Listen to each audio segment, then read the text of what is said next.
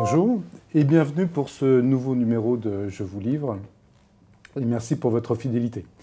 Aujourd'hui, nous allons parler d'un personnage bien connu dans la presse économique, à la fois pour ses défis et puis aussi un petit peu pour ses déboires, à savoir Elon Musk et ses entreprises bien connues, SpaceX et surtout Tesla. Et pour nous en parler, j'ai convié aujourd'hui Michael Valentin, voilà, qui a rédigé un ouvrage, Le modèle Tesla, du toyotisme au teslisme, la disruption d'Elon Musk. Bonjour Michael. Bonjour Marc. Vous nous présentez rapidement votre parcours, qui vous êtes, ce qui vous a amené à écrire ce livre. Alors je suis Michael Valentin, je suis directeur associé du cabinet OPO, qui est un cabinet de conseil spécialisé dans la transformation industrielle, et notamment vers l'industrie du futur. Bien. Donc le teslisme, j'ai compris qu'il y avait 7 grands principes. Quels sont-ils? Alors en fait, ces 7 grands principes, j'aime bien les regrouper autour de 3 dimensions. Une dimension qui est relative à l'état d'esprit, un changement d'état d'esprit. 3 dimensions qui sont sur l'organisation et 3 dimensions qui sont stratégiques. Sur l'état d'esprit, c'est ce que j'appelle le learning, c'est la capacité à apprendre très vite, individuellement et collectivement. Ça veut dire un état d'esprit différent, ça veut dire avoir confiance en l'avenir et donc accepter de prendre des risques. Ça veut dire avoir l'humilité de se remettre en cause en permanence. Ça veut dire avoir la capacité à se dépasser en permanence. Et ça veut dire donc du coup accepter l'erreur et donc la capacité à rebondir comme ça de manière itérative. Donc un exemple de ça, c'est par exemple quand Elon Musk a lancé sa première voiture, il n'a pas fait un projet de 4 ans avec des spécifications, etc. Il a pris une voiture existante, la Lotus Elise, il l'a transformée, il a mis une batterie électrique et 2 ou 3 mois après, la voiture était sur le marché et il l'a améliorée en marchant. Ensuite, il y a 3 dimensions qui sont sur l'organisation industrielle. C'est en fait une sorte d'augmentation de l'organisation industrielle avec les nouvelles technologies. Donc une notamment sur la couche logicielle, comment est-ce que j'utilise le digital pour transformer mes produits, transformer mes process, transformer mes projets, créer de la continuité entre l'entreprise et l'extérieur de l'entreprise. Donc par exemple, chez Tesla, j'ai une voiture qui est connectée, qui continue à s'améliorer dans son cycle de vie. Donc quand j'ai la voiture qui est vendue, je continue à être en relation avec mon client parce que je lui envoie de l'information, j'améliore la voiture, etc. Dans les usines, c'est ce qu'on appelle l'hypermanufacturing. Ça veut dire que je vais continuer à aller chasser des gaspillages comme on faisait en fait dans ce qu'on appelait le lean manufacturing, dans la révolution industrielle précédente. Sauf que les gaspillages au XXIe siècle ont changé.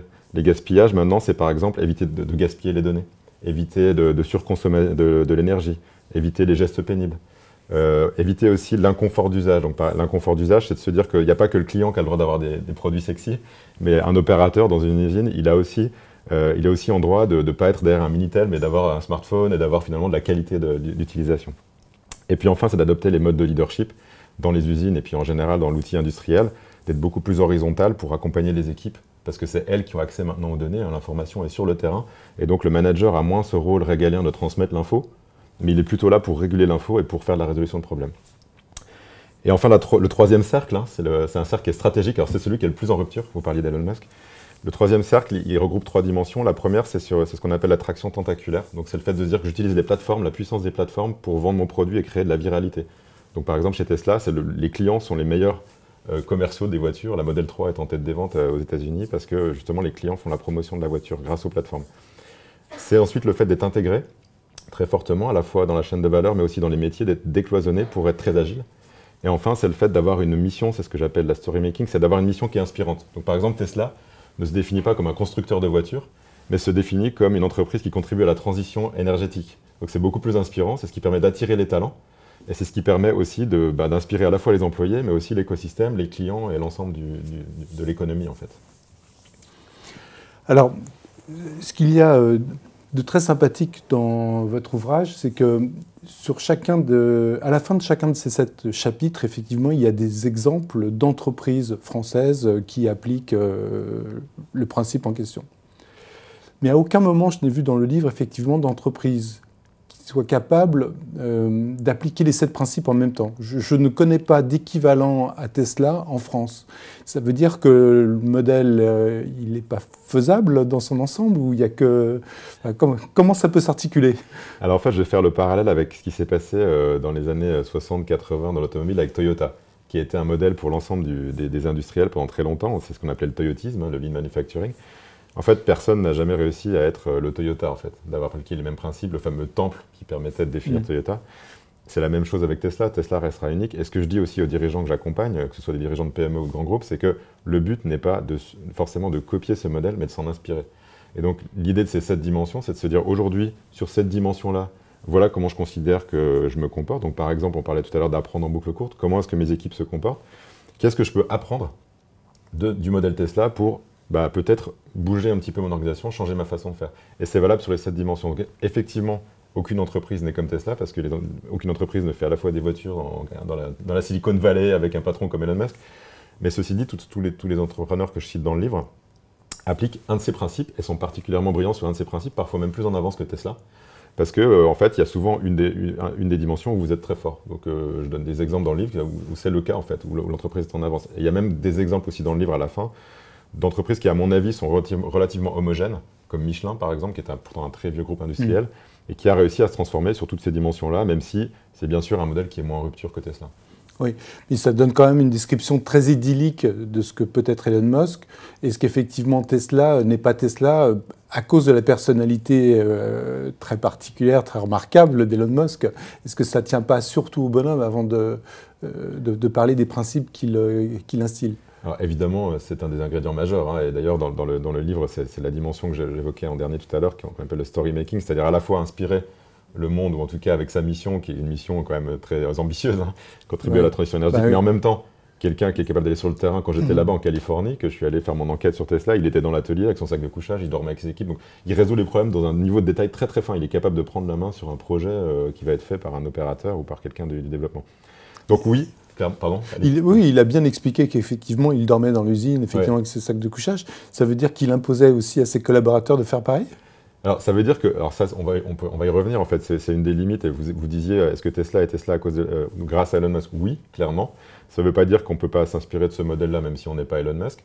Mais le modèle a aussi des limites, évidemment. Une des limites, c'est que si vous êtes patron d'une entreprise à Carmaux ou dans la Creuse ou à Bar-le-Duc, vous n'allez pas pouvoir brûler du cash pendant plusieurs mois sans que votre banquier revienne vers vous. Ça va être compliqué aussi d'avoir ce comportement où effectivement je suis à la fois très avec les équipes horizontales, mais en même temps, je pousse le système très très fort, presque jusqu'à la rupture, hein, comme on le fait dans une start-up. C'est ça qui est intéressant, c'est que c'est une sorte d'hybridation du monde des start-up et du monde industriel, hein, le monde de Tesla. Donc, on va sûrement pas aller aussi loin que ça, mais par contre, ça ne veut pas dire qu'on ne peut pas bouger quand on a un patron industriel et se rapprocher, en quelque sorte, de cette forme-là de management et de gestion de l'entreprise. Mais justement, alors on a parlé de la rentabilité de l'entreprise et du cash qu'il brûle régulièrement. On a parlé d'hyper-manufacturing et pourtant il est revenu en arrière, il a remis des opérateurs là où il avait précédemment mis des robots. Il a aussi une communication qui est à la fois brillante mais en même temps un peu erratique. Il s'est démêlé avec la SEC, font le bonheur des unes des journaux économiques. Donc il y a donc une limite. Il y a, le modèle Tesla, il n'est pas idyllique ni applicable partout, tout le temps. Ouais. Il n'est pas idyllique comme aucun modèle en fait, d'entreprise n'est idyllique, en fait, hein, ce qui était le cas aussi de Toyota. En fait. Toyota était très en avance, mais ce n'était pas pour ça qu'il n'y avait pas de problème qualité chez Toyota, etc. Ce qui fait sa force, en revanche, c'est qu'il est capable d'apprendre très vite. Donc par rapport à tout ce que vous évoquiez, par exemple, l'hypermanufacturing, c'est un très bon exemple. Il a été très loin de l'automatisation. Au départ, il a été un petit peu... comme dans tout ce qu'il fait, en fait, c'est le mode start-up, ça, hein, c'est je crée un modèle et puis je passe à l'échelle et du coup je suis hyper volontariste et je montre que je vais y aller, etc. Donc il a commencé à dire je vais tout automatiser. Et moi-même j'ai commencé ma carrière dans l'assemblage automobile. Il y a tout un tas d'opérations qui ont toujours été faites de manière manuelle dans toutes les usines automobiles du monde. Hein. C'est fait, par exemple, les opérations sous caisse, de vissage, etc. C'est des choses qui sont de manière générale en manuel. Lui, il a dit, pourquoi est-ce qu'on ferait comme ça? Il y a une nouvelle technologie, allez, on va robotiser. Et puis moi, je vais accélérer la ligne, j'irai beaucoup plus vite. Il n'y a pas de raison que la ligne ait à cette vitesse-là. En fait, ça n'a pas fonctionné. On a vu que la montée en cadence de la Model 3 elle a été compliquée. Mais ce qui est intéressant, au-delà des problèmes qu'il a rencontrés, c'est comment il a réagi. Sa réaction, ça a été « Ok, je ne vais pas m'obstiner, je ne suis pas dogmatique, je ne vais pas continuer à vouloir automatiser. Je reviens en arrière. » Il a carrément construit une tente sur le parking de son usine à Fremont. Et il a fini par atteindre ses objectifs. Et ça, c'est vraiment le mode startup que j'évoquais tout à l'heure. C'est-à-dire qu'on va pas forcément s'entêter, on va être en boucle courte. On essaye quelque chose, on part du principe que ça doit être ça la bonne façon de faire. Mais en fait, très rapidement, on apprend. C'est-à-dire que c'est pas ça qui marche, ok, je passe à autre chose, et puis à la limite, c'est pas grave, et donc on va créer un nouveau modèle. Et puis ça marche pas non plus, je vais à chaque fois capitaliser, et par petits sauts comme ça, finir par trouver la bonne solution. Oui. Alors parfois, avec pas mal de départs dans ces équipes aussi, il y a eu des mouvements et un peu de turnover dans les équipes de direction de Tesla. Alors il y a eu du turnover effectivement récemment, et il y a du turnover de manière générale chez Tesla. Ce qu'il faut aussi savoir sur le modèle, quand j'étais là-bas en Californie, ce qui était intéressant, c'est que on se rend compte qu'autour de là où il est, en fait, autour, il y a Apple, Google, Facebook, donc il n'y a que des entreprises qui sont hyper attractives pour un jeune qui sort de l'école, etc. Et malgré tout, il arrive à attirer des talents. Il reçoit 500 000 candidatures par an quand même, alors qu'ils sont 30 000. Oui, je crois que c'est la troisième entreprise la plus demandée, voilà, effectivement, dans la zone. Voilà, et du coup, c'est surprenant. C'est vrai qu'en France, il est très critiqué, et puis bon, même aux États-Unis, et donc Tesla est très critiqué. Ceci dit, quand vous êtes là-bas et que vous interrogez les employés, oui, bon, bien sûr, tout n'est pas parfait, mais c'est assez intéressant de voir comment les employés ont une réaction assez différente, en fait, et sont du coup très entraînés par la vision de l'entreprise, et ça, c'est très typique des nouvelles générations aussi, notamment la contribution à la transition énergétique, quoi. Oui, c'est vraiment la partie story making. C'est ça, exactement. Ouais. Ah oui. Bien, donc un ouvrage effectivement extrêmement didactique, bien fait. J'ai bien aimé aussi, pareil à la sortie de chacun des 7 chapitres, une série de 10 questions qui permet de s'interroger sur la façon dont on conduit nous-mêmes notre business par rapport aux grands principes du teslisme. Et je trouve qu'effectivement, c'est quand même très intéressant pour se préparer à la fois à ce changement de paradigme et puis se challenger un peu. Ça permet de mettre quelques neurones en mouvement. Je trouve ça très bien fait. Donc un ouvrage effectivement très didactique. Merci beaucoup, Michael. Merci à vous. Voilà. Merci pour votre fidélité. Merci aux équipes de Supply Chain Village, d'ailleurs, pour nous accueillir dans de très bonnes conditions.